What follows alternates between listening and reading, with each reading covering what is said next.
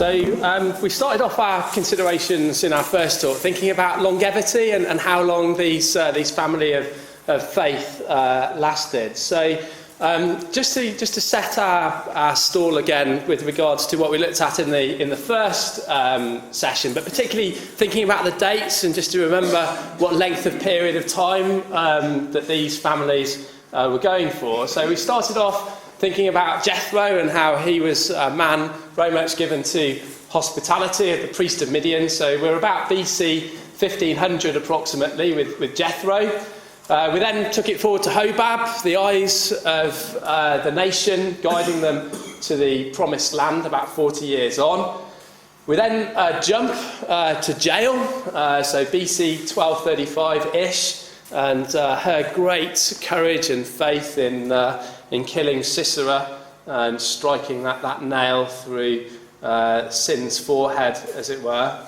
And then we've got Jabez, who wanted to be part of the promises to Abraham. And Jabez, I haven't even hazarded a guess as to when he might have lived. We don't have any indications of it.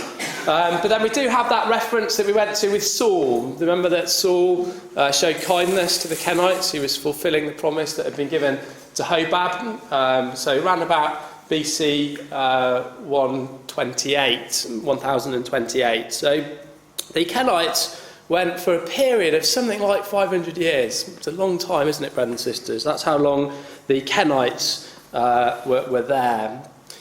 So we looked at that link verse. I'm going to put it on the screen again because it's a really important one. If we didn't have this verse in Chronicles, in 1 Chronicles 2:55, I don't think any of us would make the link between the Kenites and our second session subject, that of the Rechabites. These are the Kenites that came of Hemath, the father of the house of Rechab.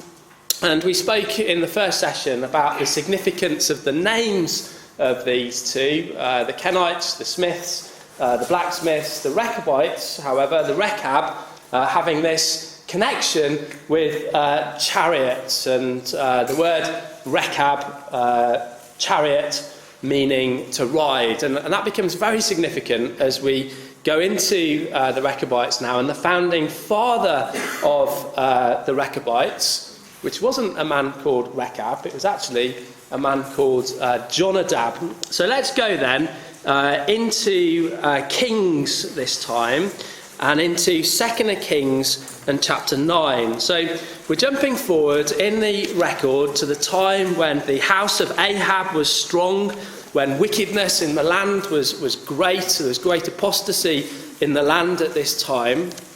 And some years earlier, it had been prophesied that the apostasy of Ahab would be removed by a man called Jehu, the son of Nimshi. If you want the passage, it's 1 Kings 19, verse 16 and 17 that gives us that. But I'd like to pick up the record in 2 Kings chapter 9, and we're going to look at verse 20, or verse 19 for connection. Then he sent out a second on horseback, which came to him and said, "Thus saith the king, is it peace?" And Jehu answered, "What hast thou to do with peace? Turn thee behind me." Verse 20, and the watchman told, saying, "He cometh even unto them, and he cometh not again. And the driving is like the driving of Jehu, the son of Nimshi, for he driveth furiously." So Jehu was a chariot driver. He was known for his speed and his aggression with his driving, and I'm sure we all know some Jehu drivers. Might be one yourself, I don't know. I've been accused of it from time to time. So that was his characteristic. He had this real passion, this real zeal. He drove his chariot furiously. And Jehu's mission was to kill Ahab. Jehu's mission was to eradicate apostasy, the house of Ahab, out of the land. And when we come into 2 Kings chapter 10, Jehu engages the help of the man that we're going to consider, this man Jonadab. So 2 Kings chapter 10 and verse 15. And when he was departed thence, and this is talking about Jehu, he lighted on Jonadab, the son of Rechab, coming to meet him, And he saluted him and said, Is thine heart right as my heart is with thy heart? And Jonadab answered, It is. Okay, so Jehu's asking Jonadab if they're aligned. So what was in Jehu's heart? Well, Jehu's heart was to eradicate the apostasy, to eradicate the house of Ahab. And Jonadab here is saying that, yes, I'm with you, Jehu. I'm aligned to your mission. I'm going to help you with your mission. And so Jonadab now engages with Jehu. And Jonadab, as we read in Jeremiah 35, that he's regarded as the father of the Rechabites. Now, we need to just stop there a minute, because Jonadab, he's the son of Rechab. But why weren't they called Jonadabites? Other than that it's quite difficult to say. They weren't referred to as Jonadabites. Other families, so the one we're looking at this afternoon, Asaph, family of Asaph. Asaph was the founding father. He was the one that the family was named after. Korathites in a similar way. But here, Jonadab, although he's the prominent figure, the family's named after Jonadab's father, after Rechab, but we don't know anything about Rechab. So why is that? Well, the significance, as you probably gathered, it's in the name of what Rechab means. And it comes out now in as we move on in verse 15. So Jonadab's given this affirmation to Jehu, it is, if it be, give me thine hand. And he gave him his hand, and he took him up to him into the chariot. Okay, so Jonadab then, he's going up into Jehu's chariot, and the word chariot there at the end of verse 15 is the other word for chariot. It's the word Merkabah that we looked at in our first session. Then verse 16, and he said, come with me and see my zeal for the Lord. And Jehu was a very zealous man, wasn't he? He had great passion for the things of the Lord. So they made him ride in his chariot. And there's a play on words here, brothers and sisters, because Jonadab's name means Yahweh is willing. And Jonadab is the son of Rechab. He's the son of a rider. And what Jehu is asking him here, he's saying, so they made him ride, that's the word Rechab. So the son of the rider, come and ride in his chariot, in his Rechab. It's the same Hebrew word again. So there's this play on words here, that it was to be the Rechab, this rider. They were going to be riders for the Lord. And the chariot of Jehu was going to play a very important role in eradicating the apostasy. So Jonadab aligns himself with Jehu, and he does exactly what he said he would do. He helps Jehu. So what did they do? Well, verse 23, and Jehu went, and Jonadab the son of Rechab, into the house of Baal, and said unto the worshippers of Baal, search and look that there be with you none of the servants of the Lord, but the worshippers of Baal only. Can you imagine that great gathering, all of those false prophets in there, and they're checking to make sure that there wasn't any true worshippers in that house. And once they're satisfied that it's only the prophets of Baal in that house, what do? Verse 25, it came to pass, as soon as he made an end of offering the burnt offering, that Jehu said to the guard and to the captains, go in and slay them, let none come forth. And they smote them with the edge of the sword, and the guard and the captains cast them out, and went to the city of the house of Baal.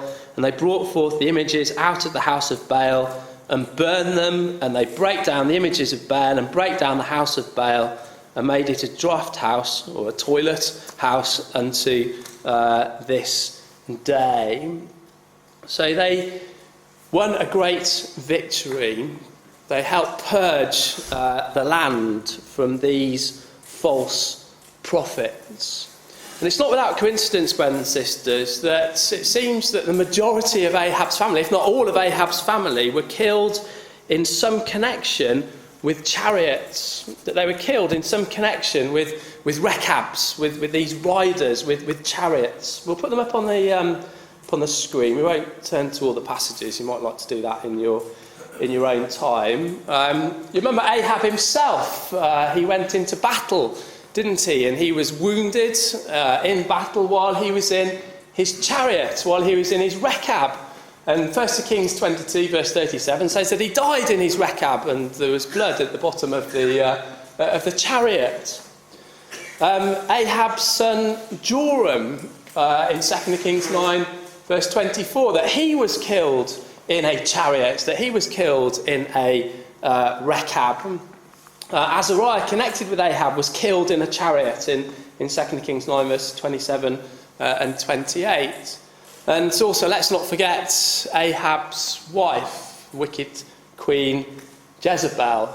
How did she meet her end? Well, she was thrown out of a window and she was trodden underfoot by horses. No specific mention of chariots, but we get the connection. Let's go back to, let's go forward rather, to 2 Kings chapter 13. Just a little thought for you. 2 Kings 13, verse 14. This is Elisha speaking here. Now Elisha was fallen sick of his sickness, whereof he died. And Joash the king of Israel came down unto him and wept over his face and said, O my father, the chariot of God and the horsemen thereof. And we can always think of the angelic host here, chariot of God, chariot of Israel and the horsemen thereof. But also let's think of it in connection with Jehu. Let's think of it in connection with Jonadab and his father Rechab, the Rechabites, the riders of the Lord, in removing this apostasy out of Israel. So what Jonadab did was very much aligned with what Jael had done, his ancestor, in removing Sisera out of the land as well. So that's our start. So that's what Jonadab did. Well, where do we go to next? Well, we're going on quite a bit in the record.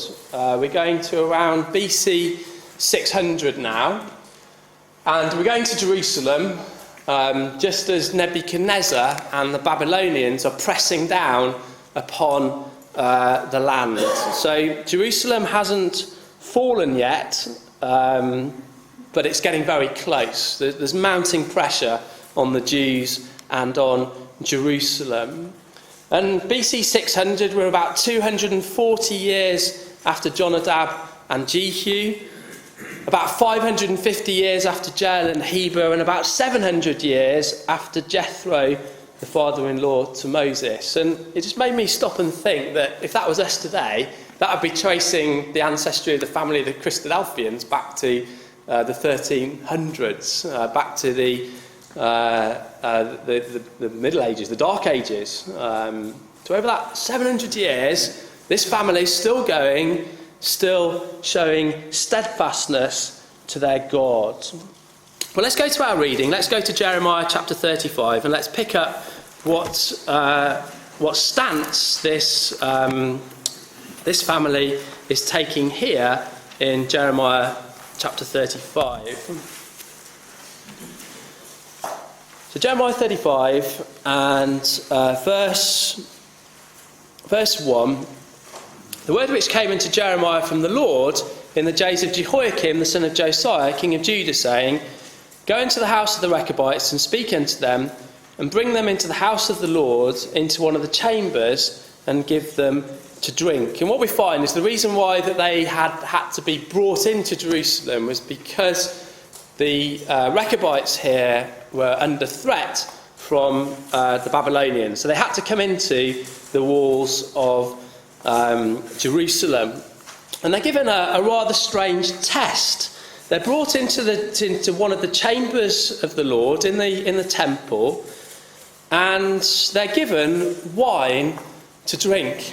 Now this isn't a public health and safety test. This wasn't to see if they're keeping the drink and drive rules or drink and ride. They were riders. It's nothing about that at all. So what is it talking about? Well, let's have a look at verse 3. So we're given the introduction. And I took Jaazaniah, the son of Jeremiah, the son of Hasabniah, and his brethren, and all the sons and the whole house of the Rechabites. And I brought them into the house of the Lord, into the chamber of the sons of Hanan, the sons of Igdaliah, a man of God, which was by the chamber of the princes, which was above the chamber of Maaseiah, the son of Shallum, the keeper of the door. We're given all these names, and we're given all the people that were present. And what we find here is that those of Israel, those that were in the house, that all their names, they're good, solid Jewish names, as it were. So Hanan, in verse 4, we're told that the sons of Hanan means he is merciful.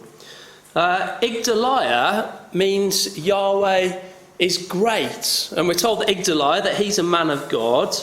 And then we've got Maaseiah, the son of Shallum.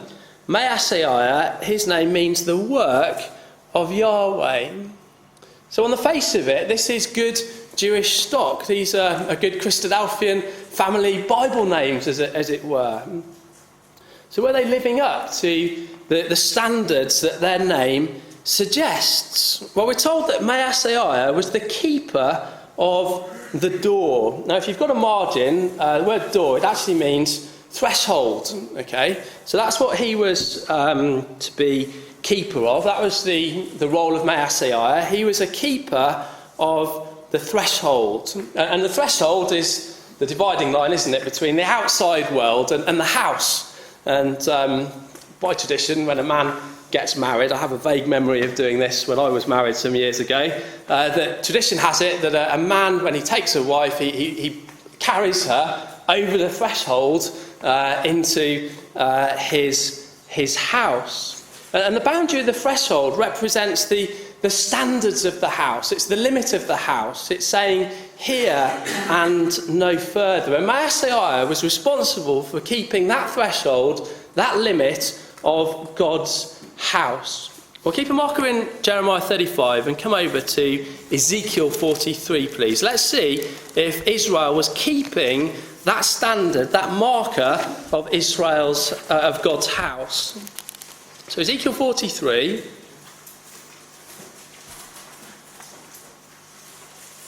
We know that Ezekiel was a little bit later than Jeremiah, but similar time. Ezekiel 43. Look what it says in verse 9. In their setting of their threshold by my thresholds, and their post by my posts, and the wall between me and them, they have even defiled my holy name by their abominations that they have committed. Wherefore I have consumed them in mine anger.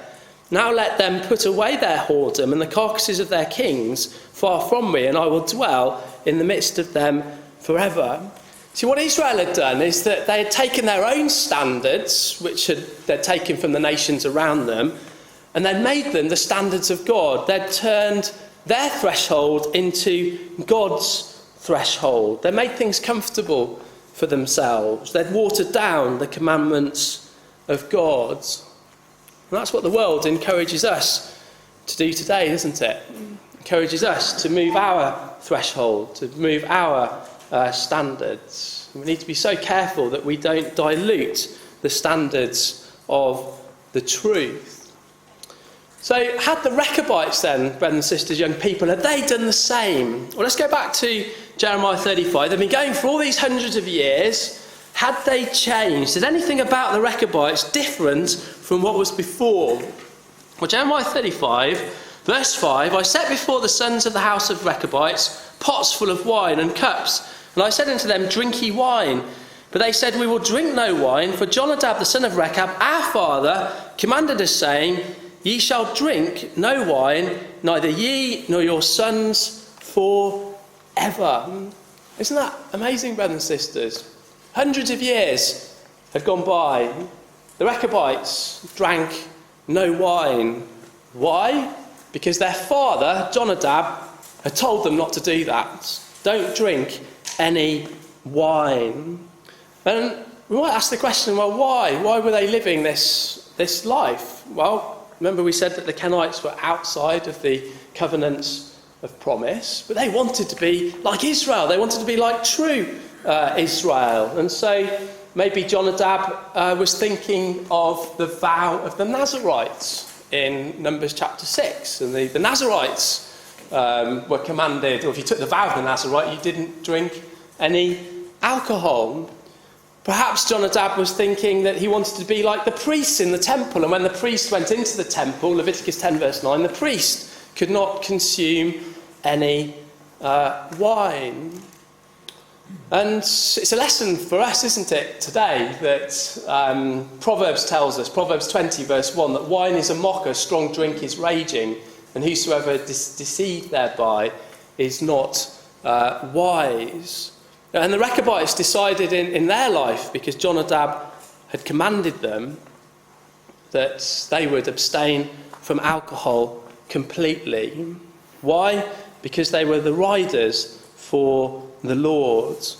But not only did they abstain from wine, but look at verse 7 of Jeremiah 35. Neither shall ye build house, nor sow seed, nor plant vineyard, nor have any, but all your days ye shall dwell in tents, that ye may live many days in the land where ye be strangers.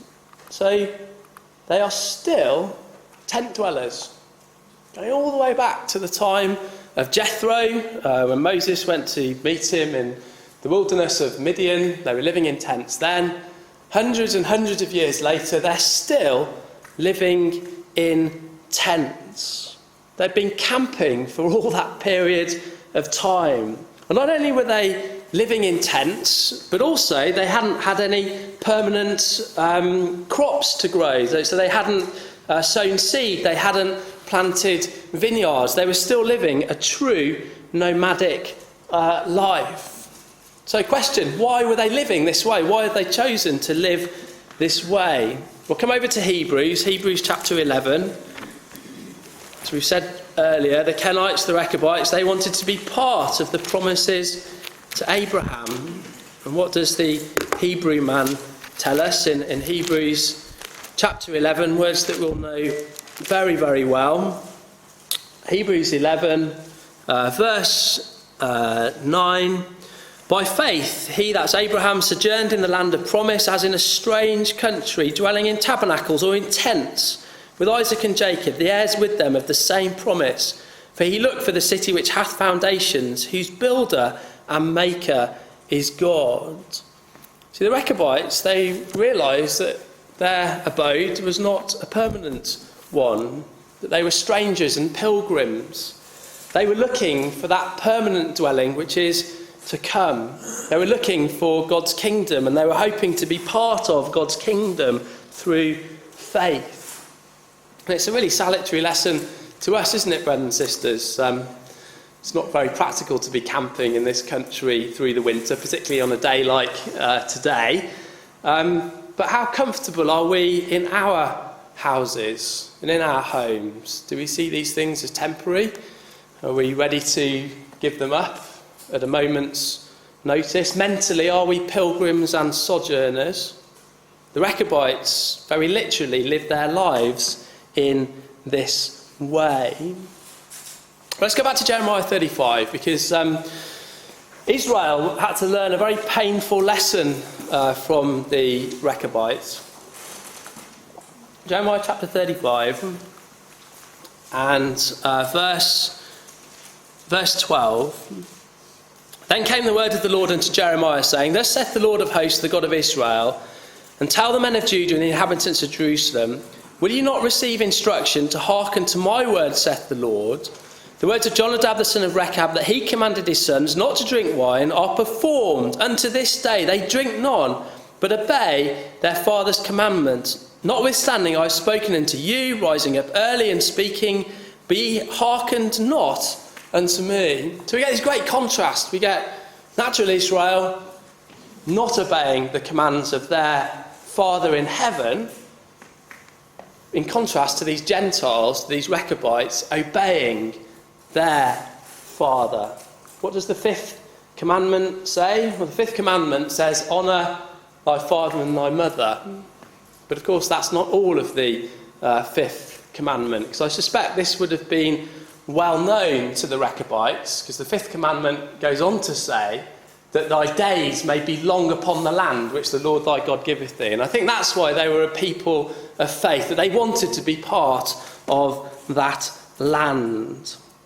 And Israel here, that land was being taken away from them. Nebuchadnezzar was right at the door. Because of their unfaithfulness, Israel was to be punished and taken into captivity. And so because of this great contrast and because of the outstanding faith of the Rechabites, they're blessed. Let's have a look at verse 18 of Jeremiah 35. And Jeremiah said unto the house of the Rechabites, Thus saith the Lord of hosts, the God of Israel, because ye have obeyed the commandment of Jonadab your father, and kept all his precepts, and done according unto all that he hath commanded you, therefore thus saith the Lord of hosts, the God of Israel, Jonadab the son of Rechab shall not want a man to stand before me forever. Isn't that amazing, brothers and sisters, that the Rechabites were given an everlasting blessing and that they would stand before God?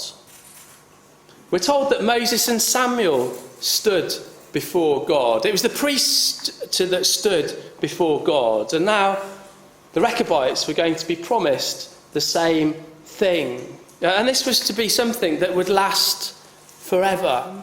It's interesting to think about who has been given an everlasting promise in the scripture. They're in very high company here, the Rechabites.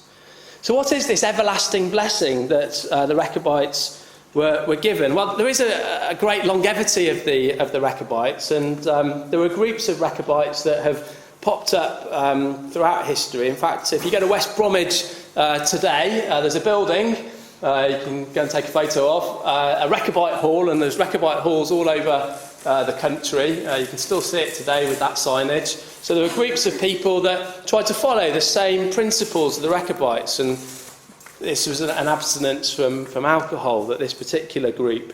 So we perhaps got that longevity of the Rechabites, or certain elements of it. But surely this everlasting blessing, brothers and sisters, is something that takes us through to the kingdom, a time when those Rechabites that have died in faith will be raised to stand before Christ in his kingdom forever.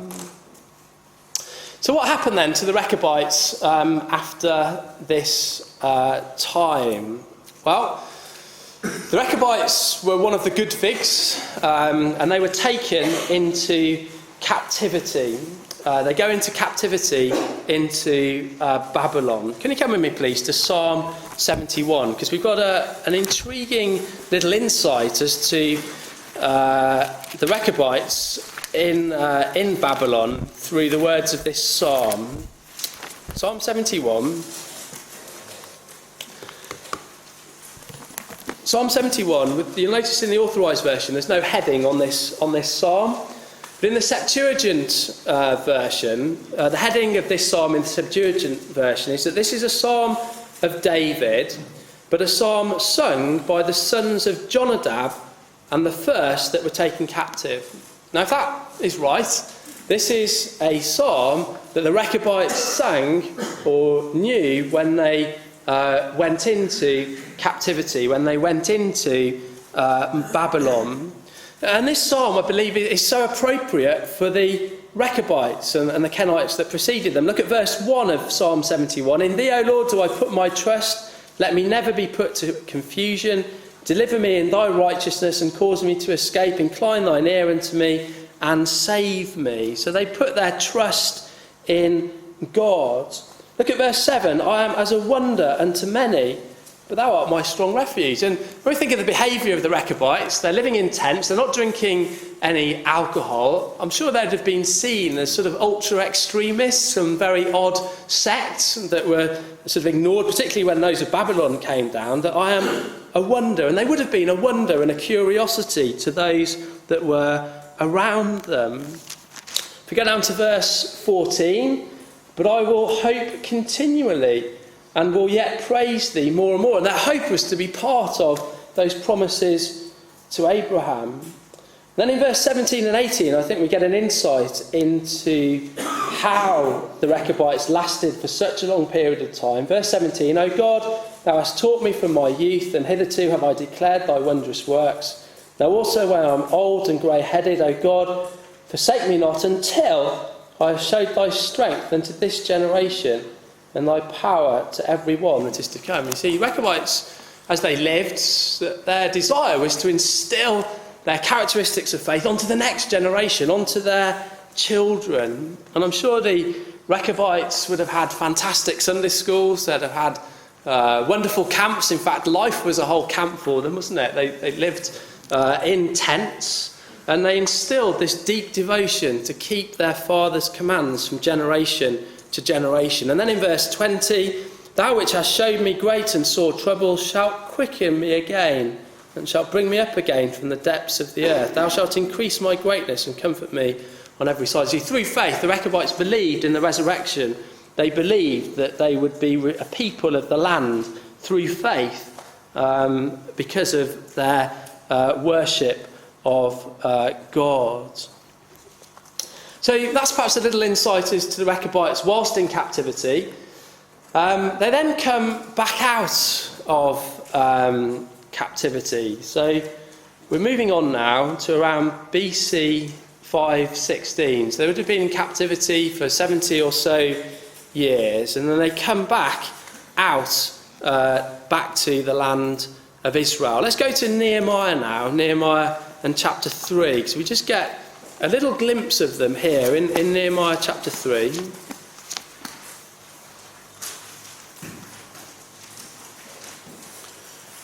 Nehemiah chapter 3 and verse 14. So we're now about 800 years after the time of Jethro and Moses. Nehemiah 3 verse 14, we're simply told, but the dung gate repaired Malchiah, the son of Rechab, the ruler of the part of Beth Hakerem.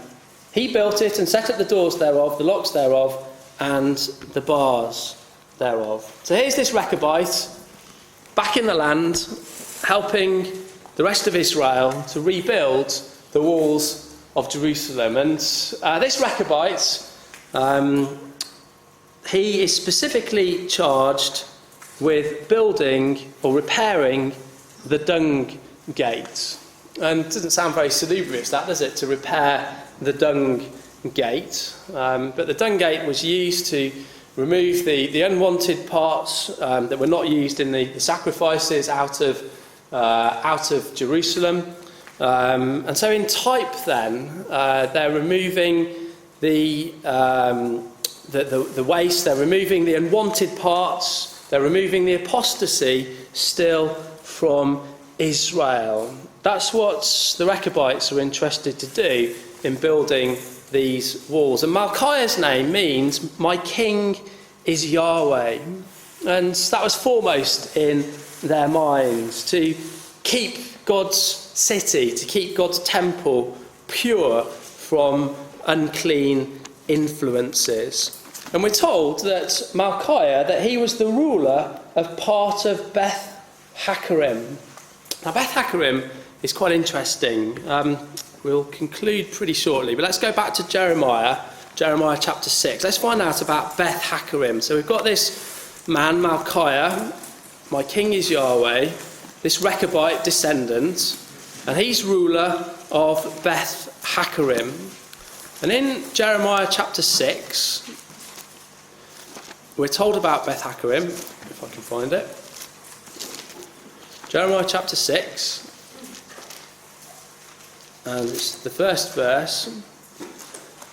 O ye children of Benjamin, gather yourselves to flee out of the midst of Jerusalem, and blow the trumpet in Tekoa, and set up a sign of fire in Beth Hakerem. For evil appeareth out of the north, and great destruction. And here's this descendant of Rechab as ruler of this place, Beth Hakerem. And Beth Hakerem was used as a warning when the northern invader comes down. So the job of the people in Beth Hakerem, that when the northern invader comes down, they were to light a fire. And it was a watchtower for the protection of Jerusalem. And how significant, brothers and sisters, that it's a Rechabite that's ruling over this little area. That the Rechabites were entrusted with watching out for the signs of the times. They were watching out for the king of the north to come down. The Rechabites, hundreds and hundreds and hundreds of years later, they were still the eyes of the nation. They were still guiding Israel towards the promised land. And we're entrusted to do the same today, aren't we, brothers and sisters? That we should be like the ruler of Beth Hakerem, watching out for the signs of the times, telling people that the king of the north is coming down, that Russia is in Syria, that Jesus is about to return. There's another aspect to Beth Hakerem which I found fascinating, and that is that Beth Hakerem means the house of vineyard. And the reason why I think that's fascinating is that here we've got a ruler of Beth Hakerem, a son of Rechab, the house of vineyard, but we know the Rechabites did not drink any wine. I just wonder, brothers and sisters, if there's a glimpse of the kingdom here. Remember the words of the Lord Jesus Christ, I will no more drink of the fruit of the vine until that day when I drink it new with you in my Father's kingdom. And I wonder if the Rechabites, in a similar way, were looking forward to the marriage supper of the Lamb, when they will drink wine with the Lord Jesus in that kingdom to come. So we've covered a lot of ground this morning. We've covered 800 years or so of Kenite, Rechabite history. Let's sort of recap on some of their key characteristics that we can take as exhortation for us in our lives. They were given to hospitality. That comes across very strongly, particularly with the Kenites. They always stood up for the truth. They're there defending the truth and removing apostasy. They were the riders for the Lord in casting out that wickedness from the land. They were the eyes of the people and were prepared to be holy and separate in the way that they lived their lives. They were tent dwellers. They were pilgrims and sojourners waiting for the kingdom, and they instilled their way of life in their children from generation to generation, always obeying their father. And we're told that because of their faith, because of their obedience to their father, that God granted them their request and that they will stand forever before him in his kingdom.